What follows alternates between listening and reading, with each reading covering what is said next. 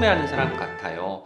가령 이제 지나가다 가로등이 껌뻑껌뻑거리면 그걸 올려다보고 물끄러미 바라보는 사람이 시인 같고, 벽보를 한번 쓰다듬는 사람, 길거리에 피어있는 풀꽃을 보고 아, 이 꽃의 이름은 뭘까 궁금해하는 사람이 시인 같은데, 실제로 저는 이제 뭐 많이 보면서 그런 궁금증을 해소하기도 하고 쌓기도 했지만, 듣는 일도 마찬가지로 궁금증을 유발하는 것 같아요. 왜냐면 우리가 어떤 질문을 던지고 답변을 들었을 때 또 다른 질문이 뭉게뭉게 피어오르잖아요. 이런 질문들을 던지면서 아, 나는 정말 호기심이 많은 사람이구나. 호기심이 많기 때문에 내가 시를 쓴 것이 아닐까? 책을 읽는 것이 아닐까? 이런 것들을 다시 되새기면서 돌아오게 되거든요.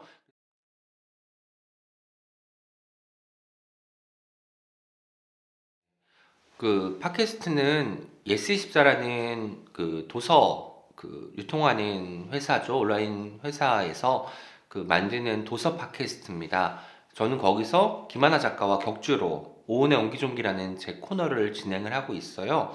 근데 제가 거의 2년 가까이 진행을 하고 있는데, 책으로 시작해서 사람으로 끝나는 방송 같아요. 처음에는 어떤 책이 나와서 신간이 나왔기 때문에 아, 그 신간을 조명하기 위해서 모시는 건데, 이야기를 나누다 보면 아, 이 사람이 정말 좋은 사람이구나, 더 알고 싶은 사람이다.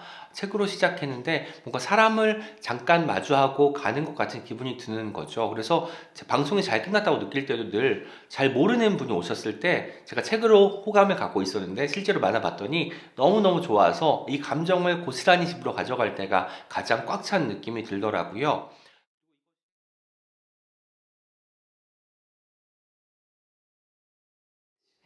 저는 사실 좀 어려울 것 같아요. 제가 말 그대로 말놀이를 많이 하고 언어 유희 같은 요소가 많이 담겨 있기 때문에, 한국말로 시를 읽었을 때는 굉장히 매력적인 어떤 부분이 번역이 되었을 때 똑같이 말맛이 살아날 수 있을까라는 걱정이 드는데, 저는 이 걱정을 좀 내려놓기로 했습니다. 왜냐면 번역 작업 자체가 제2의 창작 같은 생각이 드는 거예요. 제가 재작년에 나는 이름이 있었다라는 시집을 출간을 했는데요. 그것은 32명의 사람이 등장하는 시집입니다. 32편의 시에 각각의 사람들이 포진해 있는 셈이죠. 그런데 우리가 한국 사회에서 살아가는 사람이지만 어떤 보편성을 가지고 있을 거예요. 누군가를 질투하고 슬플 때 울고 이런 속성들은 전 세계 어디에서나 볼 수 있는 현상일 거잖아요. 그래서 이런 사람에 대한 이야기들의 그 시들이 번역이 되면 어떤 그 의미를 지니고 사람들에게 다가갈 수 있을지 그것도 보고 싶고요. 서른이라는 시에 보면 이런 구절이 있어요.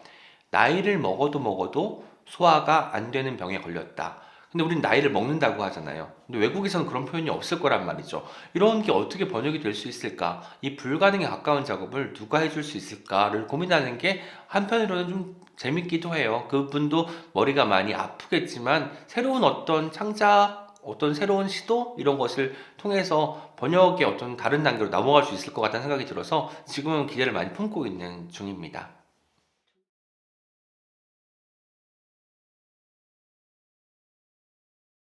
아니, 고독하고 예민한 거는 사실 시인들이 가지고 있는 성정이기도 해요. 그런데 고독하고 예민하기 때문에 어떤 현상을 그냥 지나치지 않고 기억해 뒀다가 글로 옮기는 것이 아닐까 합니다. 하지만 저는 제가 깨고자 하는 그런 선입견은, 시인은 생활력이 없다. 시인은 알코올 중독자이다. 이런 것들을 깨고 싶은 거죠.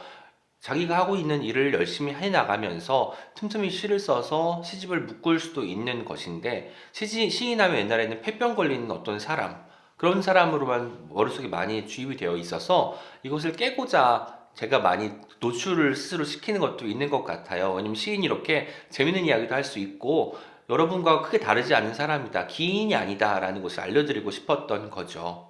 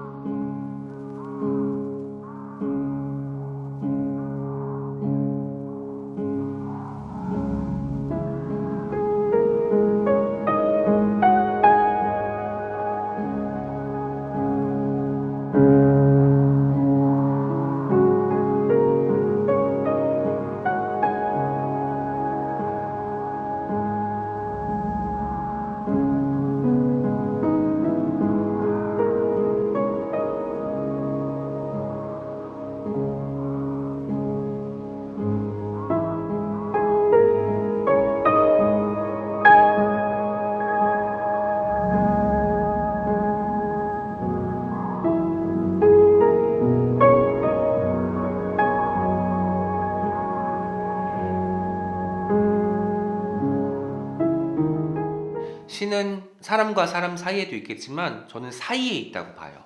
그러니까 사람과 사물, 사람과 동물, 그리고 내 안에 있는 또 다른 내가 있다면 나와 나의 사이에 있는 거죠. 저는 그 사이를 발견하는 게 시인의 역할 같아요. 제가 가장 많이 말하는 게 있습니다. 사이라는 것은 곧 틈이잖아요. 틈을 내세요. 그 틈으로 빗살들이 들이칠 거예요. 라고 말씀을 드리거든요. 이 틈이라는 게 우리가 생각하는 여유일 수도 있어요. 시간적 여유일 수도 있지만 내 안에 또 다른 나를 발견하는 작업이 필요하지 않나. 그리고 내가 잘 아는 사람의 새로운 면모를 발견했을 때 우리가 놀라잖아요. 이런 것들을 많이 만들 수 있는 순간들을 찾아 헤매는 것이 바로 시쓰기랑 연결되는 부분 같고, 제가 그래서 친한 사람이든 별로 친하지 않은 사람이든 사람 만날 때마다 항상 기대를 품고 있는 게 바로 그 지점이에요.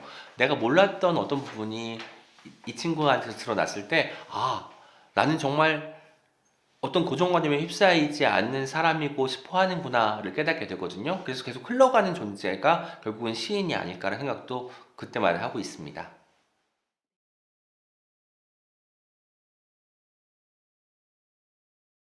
일단은 한국은 나중에 말하고, 외국 작가부터 말씀드리면 노벨문학상을 받기도 했던 비스와바 슌보르스카라는 폴란드 시인을 좋아합니다. 아마 란드라는 시에 등장하게 되는 시인인데요. 슌보르스카의 시선집, 끝과 시작을 읽은 적이 있어요. 여러 번 읽었죠, 지금까지. 처음 읽었을 때 정말 놀랐던 게 뭐냐면, 시선집이다 보니까 처음에 썼던 시부터 말년에 쓴 시까지 모아놓은 작품집이잖아요. 그런데 나이가 들면 들수록 더 예리해지는 거예요. 더 현장과 붙어 있으려고 하는 거예요. 저는 그러기가 쉽지 않다고 보거든요. 왜냐면 나이가 들면 어느 정도 경제적인 안정도 있을 것이고 사회적인 지위도 생기기 때문에 뭔가 조금 타협을 한다고 해야 될까요? 쉬운 시, 내 안에 있는 것들을 자족하는 시를 쓸 것 같은데, 그렇지 않고 늘 어떤 긴장 상태를 직시하려고 하고 사회의 어두운 부분, 불편한 부분을 끊임없이 까발리는 이런 태도가 정말 정말 경이로웠어요. 내가 나이가 들어서도 시를 써도 현장에 있는 사람이라는 것을 잊지 말아야겠다고 마음 먹게 해준 시인이 바로 비스와바 슌보르스카고요. 한국 시인 중에서는 김혜순 시인과 김원 시인을 좋아합니다. 김혜순 시인은 지금까지 10권이 넘는 시집을 상제하셨는데 읽을 때마다 놀라요. 왜냐하면 이분은 또 한 번 김혜순을 뛰어넘었구나. 자기갱신이라는 것은 굉장히 어려운 것이에요. 저 사실 시집을 읽을 때